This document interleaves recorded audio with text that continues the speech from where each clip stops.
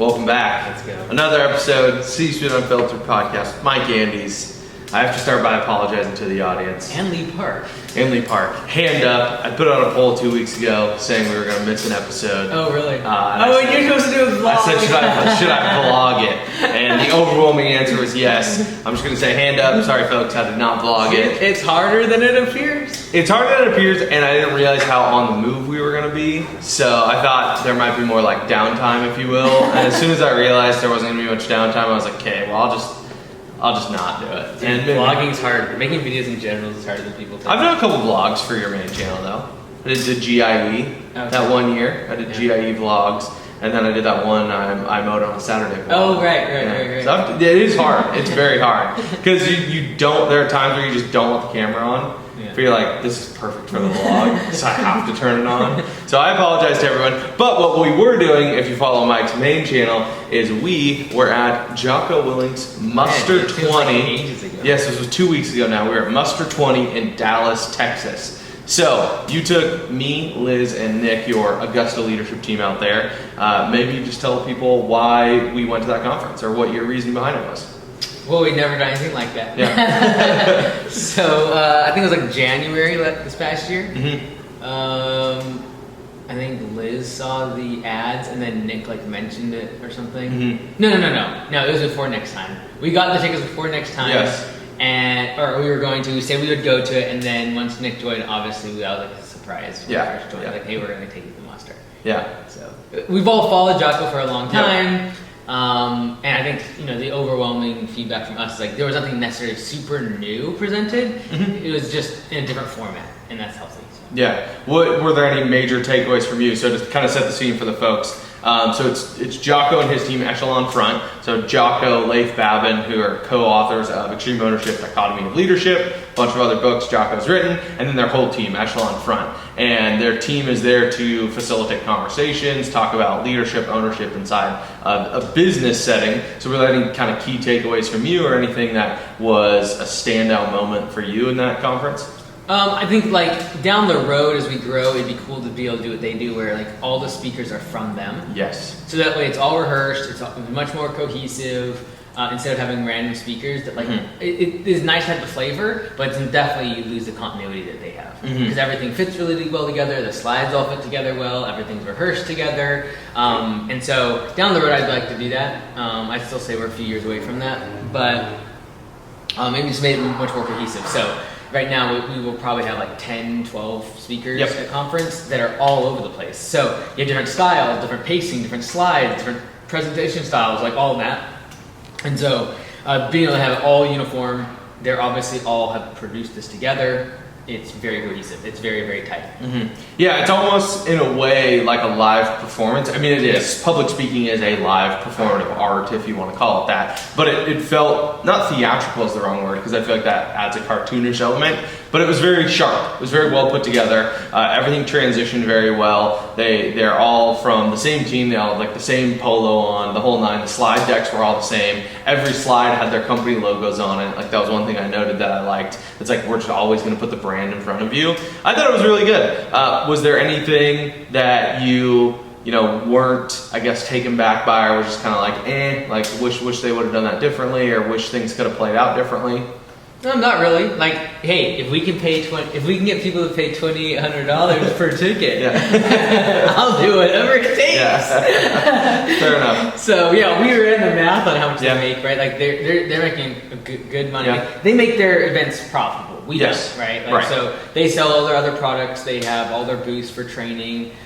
They don't allow their sponsors in. It's just their stuff. So it's definitely in the back of my brain of what we want to do. Yeah, they had sponsors in their workbook, but no large advertisements, no tables, no vendor booths. Yeah. It was hey, this event is brought to you by, and it was other. Well, if you get 1,000 people and everyone's paying $2,800, and then you're upselling all of them into other stuff when they're there, you're making a lot of money. Yeah. And they have shirts and the whole 9 yards, right? So we don't make money on our events. We lose significant amounts of money. And you really have to get above that $1,000 price point, in my opinion, to make a good quality event and make some profit.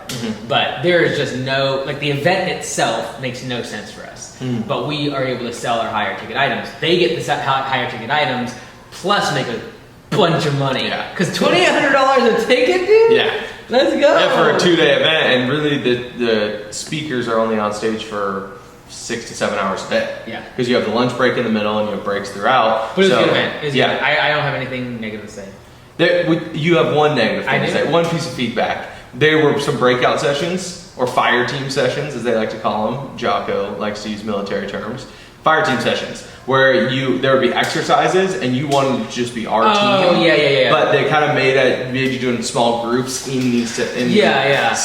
I think for like a certain, like, because we're going to do this at conference. Yes. Right? So I was thinking, like, what is the good and the bad? So I think when you're talking about leadership, you kind of want to talk about with your leadership team. Right. When you're doing like sales, marketing, scripting, pitching, follow-up calls, Ads. those are the type of things Yep. I think would be done good with a stranger because that's actually who you're going to talk to. Mm-hmm. But there was a couple times where I was like, man, like this is a leadership topic. I'd rather just talk with like the four of us instead of bringing a random stranger and then hitting it off. I would say that if they would have, when we did the fire sessions, we had a minute to even like introduce each other, it would have been better. Instead of just like, all right, turn around your tables and go. And like, I had no idea who this person was, what's their role, what size of business do they work for, and so it was difficult to create that rapport before then jumping to very sensitive topics. Right. Some of it was about like ways that, not insecurity, but like ways you're sacrificing the long term for short term gains, or there were so many different layers to it. And I thought the exercises themselves were high quality. I thought the questions in the positioning of the questions in the workbook were well put together, but then talking about it with strangers was awkward. Yeah. You didn't want to get as like in depth, and I made fun of Liz at one point if she listens to this because one of her solutions in her workbook was grow up, and this is self feedback, so hopefully you don't mind me sharing, Liz. But then someone in our group was like, "Well, yeah, how's that actionable?" that was the COO of Echelon Front. Yeah, that was the COO of Echelon Front, Jamie. She called Liz out. She was like, "Well, how is that actionable?" And so now I make fun of Liz for that. But I get it. You don't want to share like super intimate, especially if it's like self-analysis too, with strangers. Like I had some stuff in my workbook that was, pretty, not harsh, but it's self-evaluation. You want to be hard on yourself to make sure you improve. They're like, yeah, I'm not going to share that with random strangers. They have no context of who I am, my role, the company, any of that. Yeah. So that would be our one piece of feedback for them. One thing that I did try to keep track of throughout, and I thought I would just throw out there if people were interested and if you had any thoughts on it, these were in particular order my biggest takeaways. Number one, all of the knowledge was extremely stackable. So what they did the first half of the first day was basically a brief overview of Extreme Ownership and Dichotomy of Leadership, the books. So for us, having listened to those books probably multiple times, it was underwhelming. But then that first afternoon and then the whole second day, everything's stacked on top of that, and that's not what you get in the books, which was great. Second thing was ego was the most used word next to ownership. Right? Because ownership is kind of Jocko's brand. It's called the Extreme Ownership Muster, but ego was the most used word.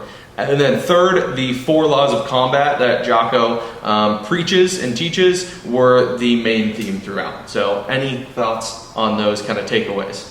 Yeah, unfortunately, I missed the second half, the second half of the second day. Yeah, and that was probably the best part. I know, I heard that. So that stinks. But I got a lot of good takeaways. I felt like we went away with a lot of actionable stuff for the leadership team to work on.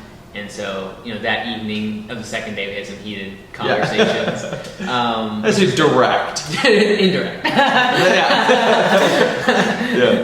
Yeah. The second takeaway that I had was ego being the most common word said. Every speaker said it, if not once, but multiple times. I think it really speaks to the brand and what Jocko's trying to get after. And whether you like him or not, I think he's just kind of a dumb meathead, or I think he's over the top with his, his spoken word readings he does, if you will. Yeah. It's good that they are all trying to fight that. They're saying like, hey, it's about my ego. It's about the way I need to fix how I feel about situations. One thing that I wrote down, and I think the best part about going to live events, something like your event as well, is okay, you can read the books, you can watch the content, but the live way in which they perceive or describe a topic is also very refreshing. And one thing Leif said is that he learned in controversy, he now takes a step back, he detaches, and he takes the approach of you're right, I'm wrong. When he knows controversy is headed his way, when he knows a disagreement is headed his way, his mental state is, you're right, I'm wrong, i.e., I'm going to totally remove my ego from the situation, and whatever comes out of your mouth, I'm going to agree with until I need to explain my side.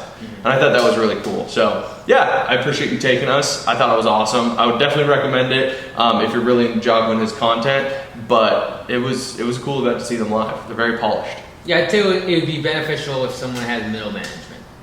Like if you have a team of less than 8, I would probably say it's not going to be as beneficial. I think it's going to be helpful. Yeah. Leadership in general, if you lead one person, like it's going to be beneficial. If you lead a family, it's going to be beneficial. Yeah. But I think the most benefit comes when you have middle managers, because then that's when ego can come in, and then like, that's when like there's more hierarchy, there's more stuff that happens because you don't have as much time with everybody.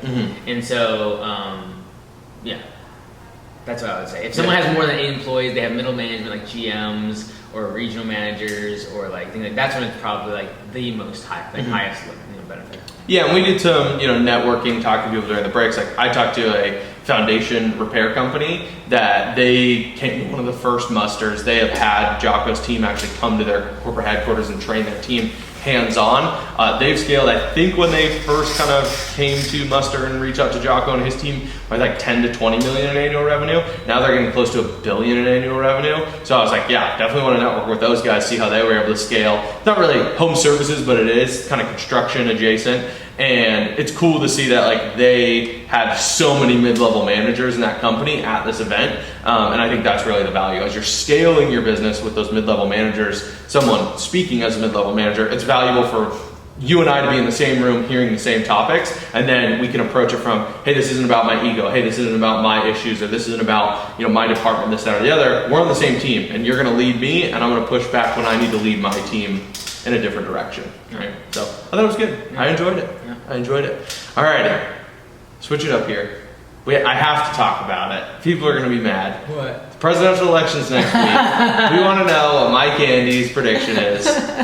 Also, before we get to that, hold on. Before we get to that, maybe I'll edit this. Probably not. You travel a lot. You do your turnarounds. We did Texas BBQ 2 nights in a row. Yeah, I did. The second night was amazing. So second night, Roy Hutchinson's, Roy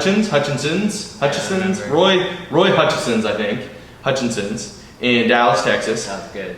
Really good. Yeah, where do you rank that? Where do you rank that? It was good beef. The beef rib. Beef rib, yeah. It was a beef rib. Where do you rank that? Was that some of the best meat you ever had? That was definitely some of the best meat, yeah. 100%. Agreed. Yeah. That was insane. Yeah. And then you gave me that, what was it? So they had a Texas Twinkie. That was pretty good. It was a giant jalapeno that was stuffed with cream cheese and pulled pork wrapped in bacon. That was pretty good. Yeah, the Texas Twinkie. I was like, I'm also not used to sweet, so anything sweet, it's just like, yeah, wow. Yeah. That was good. Yeah, that was probably some of the best meat I've ever had. Yeah, so I figured I'd ask. You travel a lot. It was worth the $50 for the beef. That one rib was $50 is insane. Okay. Election's coming up. Okay. Did you listen or get any excerpts from Trump on Rogan? Oh yeah, that's the whole thing. Multiple people wanted me to ask you about that. Really? They're like, dude, you have to ask Mike about Trump on Rogan. Yeah, so I listened to the whole thing at 2XB on YouTube. There was nothing new said whatsoever. So if you haven't watched it, you really don't need to. You're not missing much. But I felt like it was a good benchmark for like mainstream media being completely demolished, which I'm always a fan of. So, like independent media. So that's why I watched it. And I wanted to just like, I knew that would be a pivotal thing in the election, and like seeing how that's, how it was taken. So yeah, that's why I listened to it. So I went, so it was a 3-hour pod, right? So I'm like, okay, that's an hour and a half of it at 2x speed. I can skip some parts because I know like what they're about to say. Yeah, the talking points. So I'm like, an hour, I can knock this out. So I just went to the gym, got on Jacob's Ladder on a Saturday, and just because it came out Friday night. Yep. So Saturday morning, I did Jacob's Ladder for an hour and just watched it. Nice. The only stuff I've listened to politically for at least a couple months, like ever since the Butler, Pennsylvania thing, I've checked out. Like I was really engaged there for a few days to see how all that was handled, especially from Biden's camp. But even like the whole like switcheroo between Biden and Kamala, I didn't really even follow a whole lot. I knew it was happening. Obviously, I'm a little interested. I'm watching a little bit too how Elon handles stuff. I think he's like obviously he's playing his hand here, but like he needs, like he mentions this Tucker. He's like, I need them to win because I've said so many horrible things that if I don't, I'm gonna get in massive trouble. Yeah. Oh yeah. I don't think a CEO needs to get involved like he has, and I understand like, hey, it's your civic duty, and like once you have money and power, you leverage it to make change and impact because you only have one vote. I get that. But it's also like to the shareholders and the team members inside of Tesla and SpaceX, etc. It can be very demeaning if you say certain things and attack the other side when a lot of your people like that are trying to help you indirectly, achieve this mission. If you throw them all under the bus, So I think I would be careful with that, like as an executive of sharing. Like, it's like I know everyone says I'm like dodging, but it's like look, like I know that there are people inside of Augusta Nation or people that follow me that are on both sides, and like I don't want to offend anybody. And my objective is not to become the president. It's not to change someone's opinion on voting. It is to make them more money. 100%. And so if I was Elon, again, Elon's like. He can do whatever he wants. Yeah. But like, if I was Elon, I'd probably just be like, okay, is my mission to do these things? And if so, do I need to have a strong opinion politically? And maybe I just like, even he can just secretly like give the money, etc. Or do I need to get out in front and actually say bad things about the other side? Like you're alienating 50% of your customer base. Yeah. Like if I said horrible things about one side or the other, I would be alienating 50% of the people that otherwise I potentially could help. And I'm not interested in any other thing than like them putting more food on their table and being able to provide for their family and make more money. Right. And so if me saying something divisive is going to keep them from being able to take the pill of all the stuff I talked about with business, I don't want that to happen. And so, but I see where he's coming from. Yeah. I don't disagree with everything with most of what he says, but that's the only thing I've been watching. So yeah, that's fair. The unfortunate part about it, and I'm just going to pick like one nugget out of what you just said, is that Elon having the feeling of they must win because I've said too many negative things. And that's unfortunate because I think that's where we've kind of lost our way as a country, is that, to use one of David Sachs's favorite terms, that's political strong arming. Yeah. If Kamala wins and then they impose some crazy taxes or restrictions or whatever, it's going to happen to X. On X, censorship, whatever it is, on Tesla, on SpaceX, they could drop a huge, economic, environmental impact statement about SpaceX and the fuel and the burn and this, that, and the other, and just totally shut down launches in the next year, right? That's political strong arming. Yeah. That's not okay. That's completely inappropriate, and it's from either side. If, I don't know, I'm trying to think of like a well-known CEO. I think Mark Zuckerberg is pretty anti-Trump, like not as aggressive as Elon. This year, not. Not as much, yeah, that's true, because the censorship stuff. He's a bit of a fan. But there are CEOs out there who hate Trump. Yeah. It would be horrible if Trump got voted in and then politically strong-arm those CEOs. Right? It's stupid. We should be allowed to say what we feel and not worry about the repercussions. However, the level of saying what we feel should stop probably before name-calling. Yeah. And both sides have crossed that line very aggressively. Yeah. Like, why are we name-calling at this point? Yeah, it's just so dumb. But it just gets clicks. So, like, it's one of those things, it's just like, okay, so if you were trying to get in, do you need to say all those things to get in? And then can you tame it back? Right? Like, I get that now with our headline society, we need to say these weird things to get attention, and we need the attention to get the primary vote. And then once we're in, we need to say horrible things to, like, get the middle to come to our side. So, like, I get that. But once you're in, can you be less divisive? And can you bring people together? And I think we hit it now in the election cycle, we get so divisive, it's almost impossible. Like even if that strategy was used to get in, and then once you're in, you become very, very, pulling the sides together. You couldn't do it because you just called them names. Like you're calling them all sorts of horrible things, and like was it Tampon Tim or whatever you called? Yeah, like, it's Tim like Waltz, oh man, bro, like you're never gonna be able to work with that person again. Yeah. So, anyways, I don't know where you're going with that, but yeah, I think it's bad that if we say our opinions that we do have repercussions, but I take a step away from like the political side and be like, okay, from a consumer, from a leader's perspective, should I alienate half of my team and alienate half of my customers, or alienate half the people I want to help simply because of that? Like if you want to sell more Tesla vehicles, Elon, stop talking about politics. Yeah. Because the vast majority of people buying your cars are actually on the other side politically. Yeah. And like that is just, you can look at the map. There's that bumper sticker that's like, I bought it before I knew who he was. Oh, I didn't see that. Oh yeah, a lot of people have those on their Teslas. Really? Yeah, I bought it before I knew he was crazy. Like, don't make your customer determine whether or not they want to have a,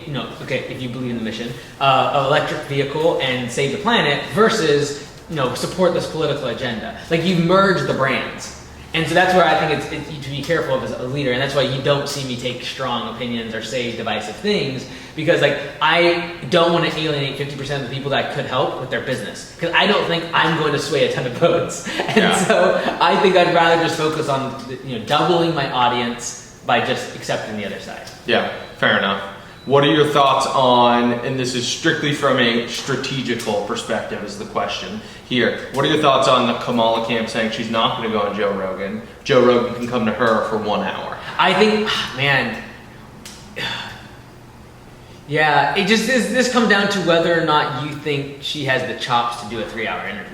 Mm-hmm. Right? If you don't believe that, then she needs to stick to her guns and not say, like, basically, hey, we tried, we have a busy schedule, and it was last minute, but we wanted to be able to do it, but he couldn't come out to wherever we were at, right? That's the thing you play. If you actually are a strong candidate, if you actually can answer hard questions and you don't run away from those questions, or as Trump says, you weave it. Yeah. It's like, if you can do that, you should be dropping everything possible right now and getting on that show.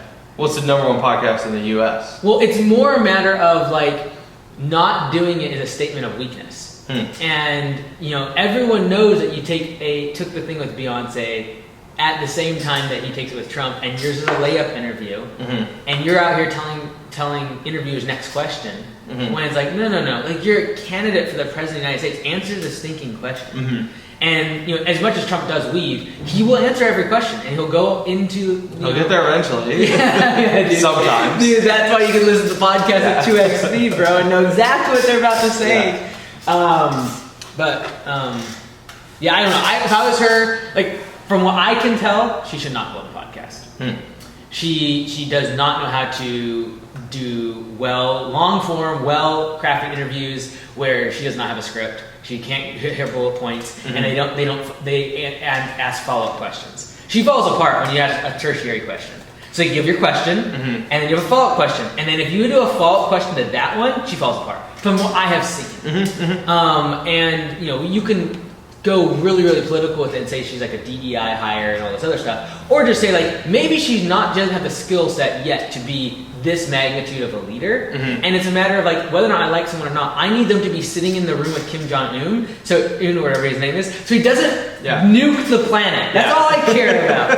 And I need him to go talk to someone in Russia and make friends so we don't have World War III. That's all I really care about. And if you can't answer tertiary questions, you're gonna be obliterated by someone like Putin. I'm sorry, you just are. Yeah. And that's my concern. Yeah, I agree with you. I think the president, whatever side of the aisle they're on, needs to be able to kind of handle the heat. That's one of the biggest things. If we are, the most powerful country in the world, if you want to describe us as that, whatever you subscribe to there. But you have to be able to take the heat. You have to be able to handle the tough questions. Like there are so many people that are underqualified to even be on a debate stage, let alone be president. And whether you think Trump is a bumbling idiot, at least he has confidence to go into those conversations. I don't think so Joe Rogan, I thought Trump missed a layup question. Oh really? Okay, which one? So Joe Rogan was basically saying how debates are not the best form for figuring out candidates. Like we should have long form conversations. Right, okay, yep. Dude, Trump, it's a softball sitting right there. And that's what you say, that's why I'm having this 3-hour conversation with you and Kamala won't. It's sitting right there. Agree with your interviewer. Good point. And everyone else that's watching this agrees with his premise, which is long form content is the way. Yes. Don't be like, well, the debate, I think it's important, blah, blah, blah. Like, don't. It's sitting right here. Just hit it. Yeah. Just hit it. That's a good point. Well, where was I going with that? What did you say right for that? I was saying that whether you think Trump's a bumbling idiot or not, like at least he has the confidence to go into those conversations. Oh, yeah, that's what I was going to say. I don't think that the debates are great. It is a matter of clickbait. It is a matter of headlines, 1-minute clips here and there. Like, I want to see how do they negotiate. I want to see can they keep the country safe. And so when we make about all the other policies, like, okay, this is what I was thinking. Yeah. Did you want to follow up on that though? That question? No. Okay. So here's my question for you. Okay.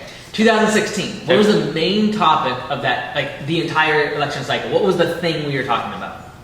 Do you remember? There was one thing. Honestly, off the top of my head, I don't know. Is ISIS. Oh, yeah. Right? Yeah. Okay, so 2020. What was the main topic of like that election cycle? Russiagate. 2020? Like not after, but like the election cycle. Was it? I was gonna say COVID, because that's what we were all thinking about. Like that's fair, yeah, because it broke in 2019 and all the restrictions came. And like it changed the way everything happened to have debates and like all that. That's just my thought. It's probably 2 or 3 other things. Yeah, but in my brain, I'm 2016, 2020. Okay, 2024. What do you think is this year?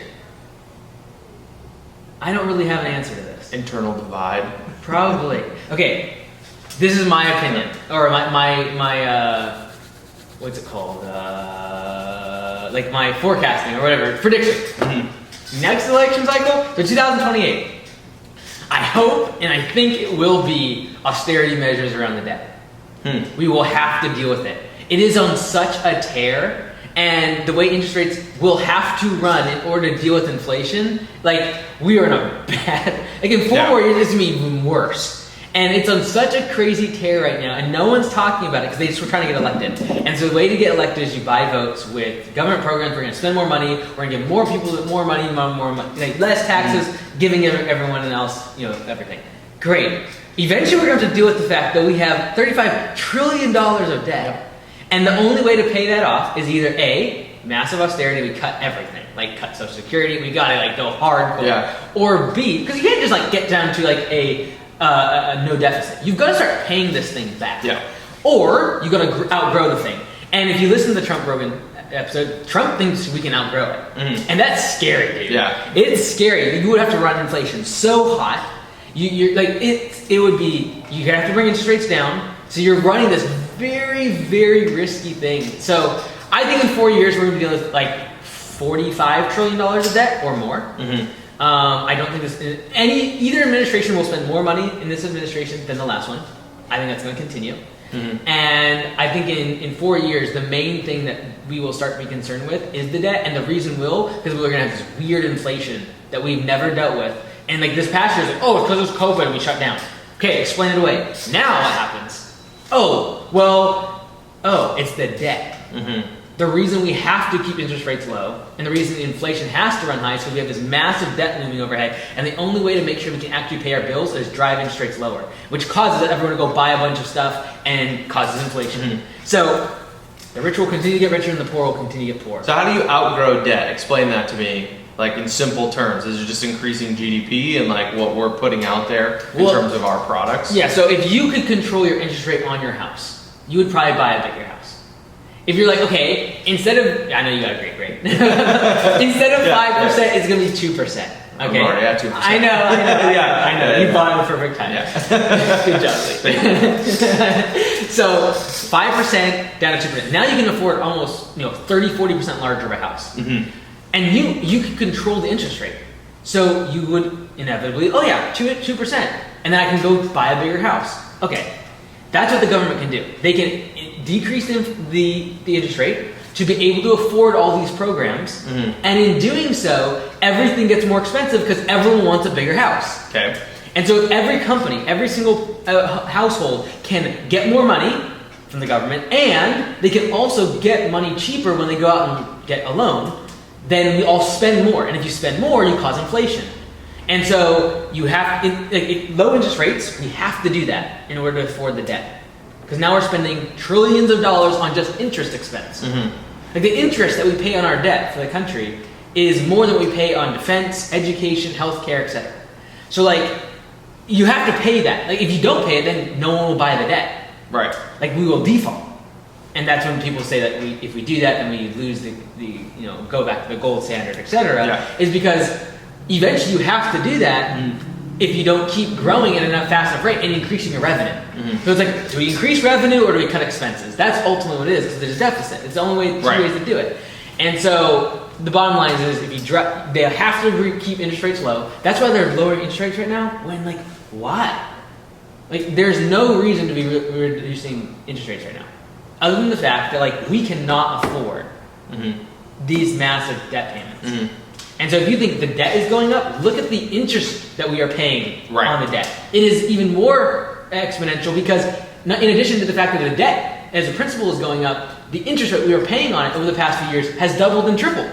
So anyways, that was a long time. If that's the direction we're going, we need someone who's an economist to run in 2028. Yeah, so this is what I would say. If I was doing this, and again, I'm like the worst at politics or at economics, so this is my very, very layman's opinion on this.